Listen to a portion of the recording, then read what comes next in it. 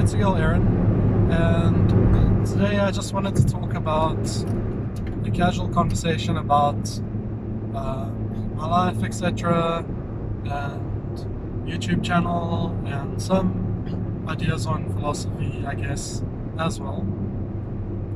But I guess I'll start off with talking about the USA politics vibe and the whole Iowa debacle. So I was saying that I thought Bernie would get in the high 40s and Biden in the low 20s, and then Pete and Warren below 20 but above 10. But it looks like there's some reporting back of Bernie getting like 29, and then like Pete getting 24, Warren 22, and like Biden like 14 or something. But that's what Bernie's campaign released, of a 40% of the precinct total. So the final amount hasn't, the final like results haven't been released. But Bernie did, from what I hear, ask precinct captains to record the results of their precincts on the Burn app, and also to take video or photo evidence of the results and stuff. So it's possible that if they wanted to try and rig it and report the wrong results, that Bernie would be able to almost like independently verify it the way that you would normally do through exit polls. But exit polls aren't really a thing in the USA anymore, and like it's supposed to be like if the results are more than 2% off of the exit poll, then you've got something weird going on. An exit poll would be where they ask people, exiting the poll stations after they voted, and asking them who they voted for. And obviously not everyone answers, but they take whoever did answer and they average it out over hopefully enough people and places that it should be relatively accurate. So it's possible that if Bernie got given like a preliminary amount results, and they were way off from what people had reported, that he would then challenge them to do a recount. Because it's one thing to accuse people of election fraud, but it's another thing entirely if it's if you have actual like evidence of it, and you can actually catch it in the act. Because like it's something that you can easily maybe accuse of, but it's not going to be easy to prove in court, especially not in the speed at which you need it to happen whilst the elections are busy ongoing.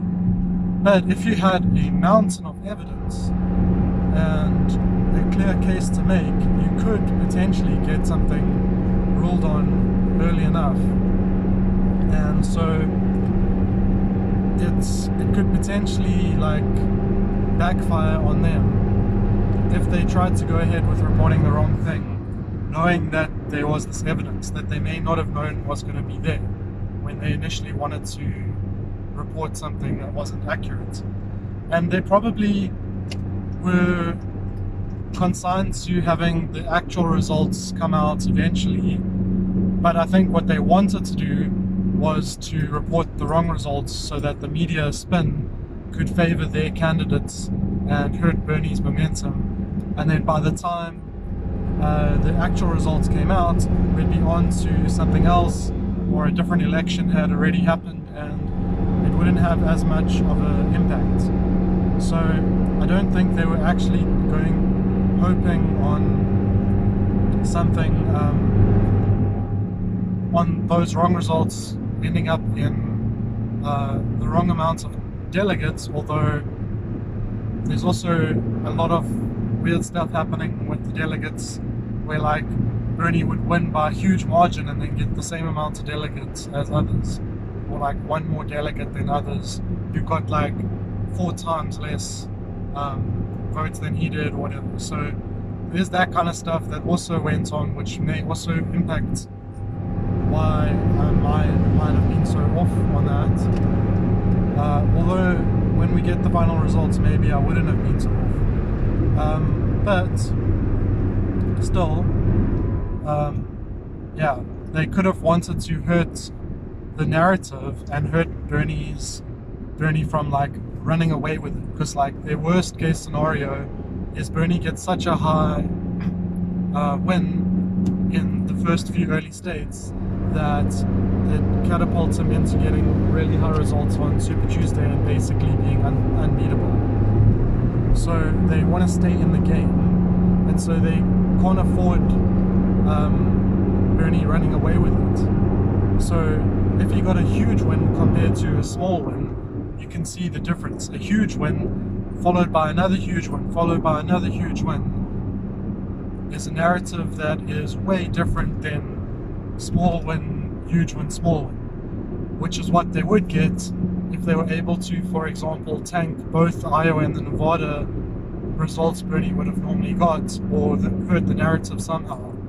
Now, there's this new app they were using to report the Iowa caucus results that's also going to be used in Nevada, and that has notable security concerns.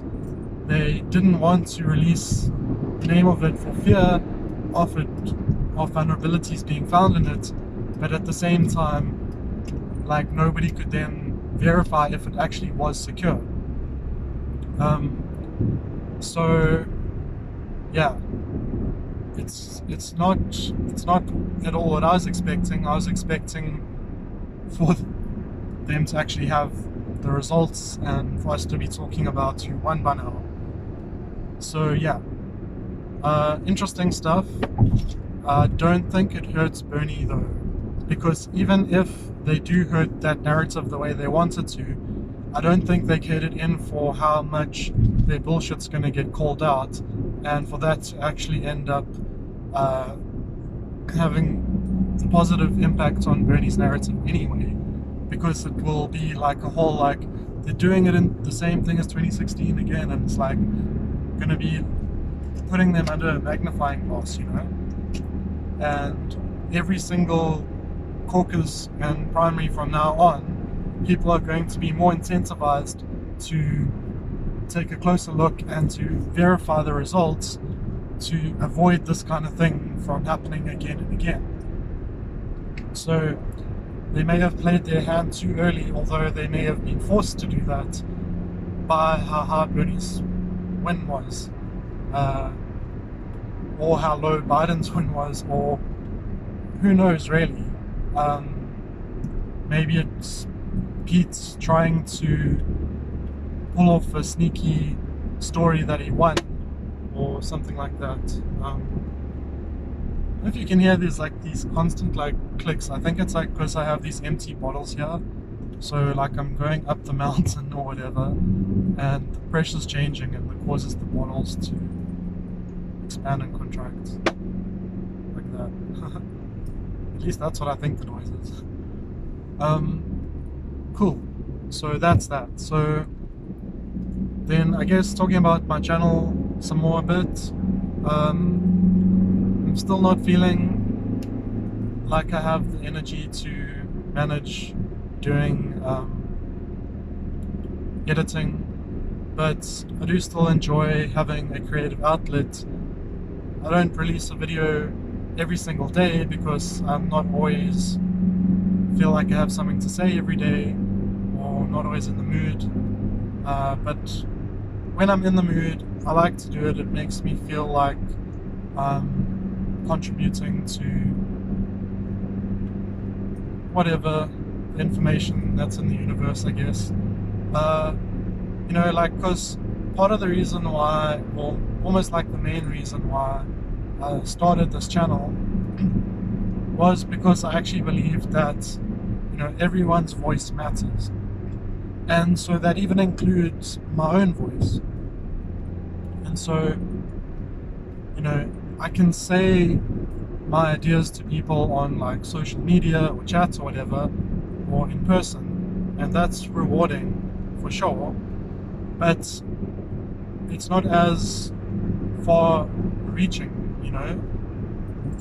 If I say the same thing into the camera, then much more people potentially have access to it, or even like someone that I'm talking to in person or online could potentially watch it and watch it multiple times even. So it's more efficient use of communication, I guess, than just being angry at people all day for not understanding me, saying the same things over and over. Now I can just say it, and I guess a lot of the stuff I do say over and over anyway, but it feels more like there's something of like it's like a component or an object that's out there, and it's a little bit more permanent. Although, you know, a lot of YouTube watchers watch more recent content, and so in some ways it is lost to the abyss because the chances of people watching it later is so low. But maybe, you know, one day I'll be more popular, more well known, like actually finish the book I'm writing and people like it and become fans or something. They might be interested in my thoughts and want to go back and watch them. So if that's you watching, hi, leave a comment. If that happened, that would be cool.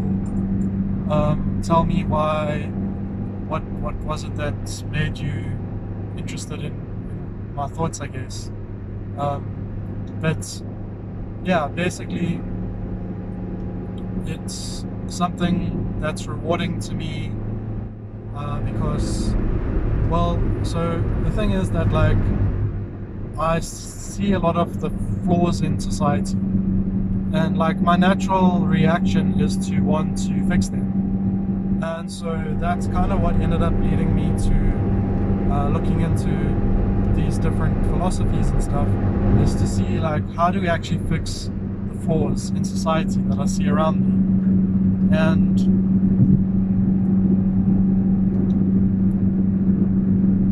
so what ends up happening is, if I actually find something that like I think would be a good solution, then every time I see that same problem again, I'm reminded of that sort of solution I had in mind, and I'm like, oh, it would be so cool if we could fix this and do this solution.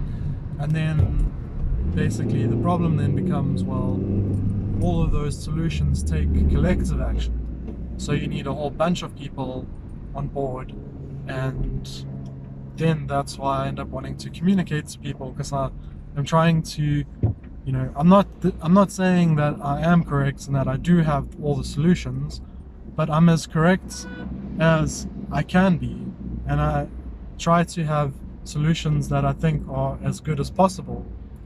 So hopefully, well, I just realized that I don't know how much space I have on my phone, so if the video ends abruptly, I might upload it anyway because I'm not into editing, so just be forewarned that that might happen.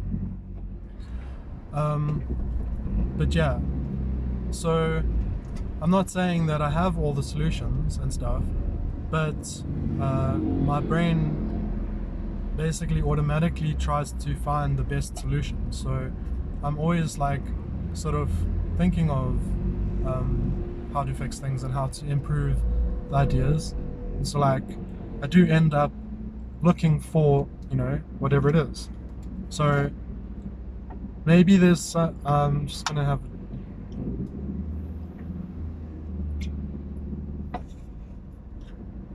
maybe there is some ideas out there that exist and that I don't know about, that are better solutions than the ones I do know about. And when I come across them, I'll have to change my opinion and switch to having those other ideas that are better. But when I'm communicating, at least, you know, I'm at least giving you what the current best solutions I know of are, and those are the ones that I'm also hoping, even if it's not exactly what I want, but in that same direction, I'm hoping that more people talk about it. And it's actually quite depressing.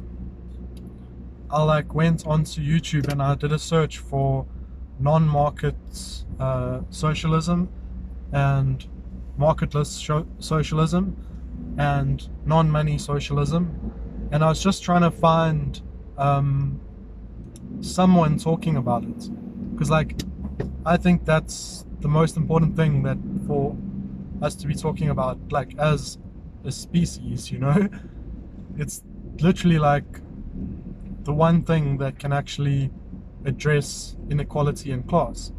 And I found one video where it was a room of people who looked like Bernie Sanders' age, and they're all white people, and they're all talking about this non-market idea for socialism in a pretty decent way. They sounded to kind of know what they were talking about and stuff. So that was at least cool that there was one video. Literally, I did not find anything else about it. But that doesn't mean there isn't anything there. I only looked through a handful of results. When I say a handful, I don't know, 50. But I know I've made videos about that topic. So obviously, you have to have a certain threshold of views and stuff before you'll even show up in search results and stuff. But still, every single video was either some socialism versus capitalism debate, or it was someone trying to explain what socialism is and almost always getting it wrong. Or it was someone, that dude was backing up because his car was failing. Or it was someone trying to make a case for market socialism, which I think is an oxymoron. So it just got really frustrating to me, because I was looking for channels to subscribe to, who out there is a YouTuber, someone like me who's just giving their excuse me, giving their opinions on things and what they want society to be. Surely there are people out there talking about non-market socialism, but I just couldn't find anyone. And so if you are someone like that, or you know someone like that, please let me know. I want to have these kinds of discussions and stuff. I don't want to always be talking to people who believe in markets, or who want to ally with people who believe in markets, and not actually get anything anywhere. How are we supposed to improve on that? How do we get better at implementing non-market socialism if you're always only talking to people about the difference between market socialism and non-market socialism? When do we get into the nuance about actual implementation of a non-market socialism when no one else is talking about it? So yeah, that was quite frustrating, and that's the kind of thing that makes me feel it's okay for me to just keep doing this, keep putting my ideas out there and trying to explain what I think is the solutions in the world. Because it doesn't, when I try to find other people making that kind of content, I can't find it. So yeah. And then I also wanted to talk a bit about philosophy, because what I seem to only be able to find online as well is people who are basically trying to talk about or teach the philosophies or ideologies that they've found, and not really to be coming up with their own ideas and own philosophies and frameworks. Now, there are people who have rebranded different ideologies. So someone Peter Coffin is rebranded situationism in a way, or maybe not. You could say it's a new thing, but he doesn't talk to me, so I don't know what his pronouns are. As he says he's non-binary, but I think he says he's fine with he pronouns. Anyway, correct me if I'm wrong. I'm happy to call Peter they as well. But I don't know if I want to talk to him because there's like kind of a lot of dodgy stuff I've seen about him that I don't know if I should be associating with him. But the point is, like, that's just one example of someone who seems to have at least tried to have their own framework.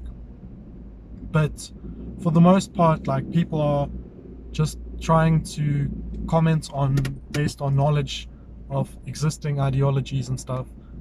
I'm just gonna have something to drink. Not so much on how perspectives on new ways of thinking of things and stuff. And so it's kind of gotten me thinking about neologisms and stuff, because like when I first started getting into politics, we're talking about like 3 years ago maybe, I was very naive. I didn't know a lot about theory, and based on only surface level knowledge, I wanted to try and come up with novel ideas. So I started trying to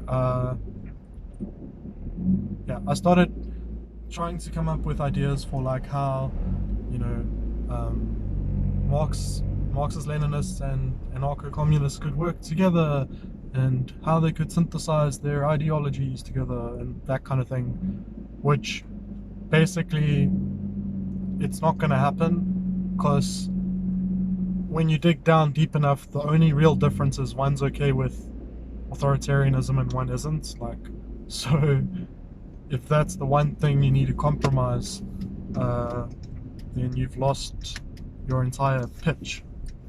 Like, that's the only thing they have, like, that people are attracted to them because of it, you know. Like, if they dropped the authoritarianism, you know, it would be like a betrayal of the entire historical tradition, where they've traditionally thought that you could do socialism via a state,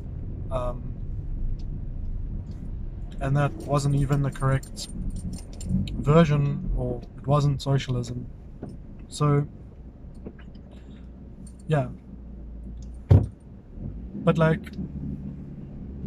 I've been thinking that, like, you know, so yeah, basically after that, after trying to come up with new ideas and names for things, which I don't think there's anything wrong with. It's actually, like, I think quite cool, and maybe actually helps people to learn if they do try that kind of thing. But then I started to see that, like, a lot of people had already argued like the same things I had, and that still happens now. Like, I was talking to someone about communism, and they were saying that, like, anarchists have always thought that you need to have like a federation of small communes, which I was like, that doesn't make sense to me, because to me the communism is about community, not communes. That with modern, like, maybe back in the day you could only have a community of people that were really close knit with you, but nowadays we have like technology and all this kind of stuff that we can actually have community long distance and that kind of thing. So all you need for communism, in my opinion, is for each community to be self-governing. You don't need for every community to look the same, and you could have a city where people lived like their own individual lives, like in their own personal space, doing their own personal things, like going to work but like voluntarily, only if they want to, type thing, going to shops, like very close to what we have now, but like kind of like the non-dystopian version of it. But yeah, so yeah, I was like, it makes sense to me that we can do it that way. So it doesn't make sense to me that. So I was like, let me go check that out, because like I was like, I'm not convinced. So did like if I did my research and found like that there was this argument in anarchism, then I'd have to say like, okay, you're right that it has been a position. I just don't agree with it now. But it turns out that there were other people who were at least getting at the same ideas I was, and sort of saying that the idea of small communes isn't really the best way, and that actually was Kropotkin. Like, so I was going to see what Kropotkin said about communes, and he was like kind of saying like, if you do want to do a commune, like, cool, I guess, but you're probably gonna fail. And if you do want to make it work, you got to have it like in a big city and have like you know enough resources to support yourselves for a while. Don't like overextend yourselves. Don't invite more people onto the commune than you can actually support. He was like very critical of it as a strategy. He called them experiments. Now, I think also because of technology, I end up disagreeing in a little bit. I still think you need to be in a big city, but I think it's less of well, it's still an experiment as well, but I think it's more viable in the modern day society than it was back then. And that's because of technology. And a lot of Kropotkin's takes come from understanding how technology and humanity interact with each other, or could interact with each other in a positive way. So I realized that a lot of people had already said a lot of the stuff that I was thinking. And so, sure, I could have these cool names for stuff that's already been said basically and just be putting it in my own words. And sure, there isn't anything really wrong with that, but it wasn't something that I felt as motivated to keep doing, because I was like, well, I guess this information is out there, and so why bother trying to put it out there again if it's already sort of been said and stuff. So I chilled on that for a bit, and I wasn't really motivated on it.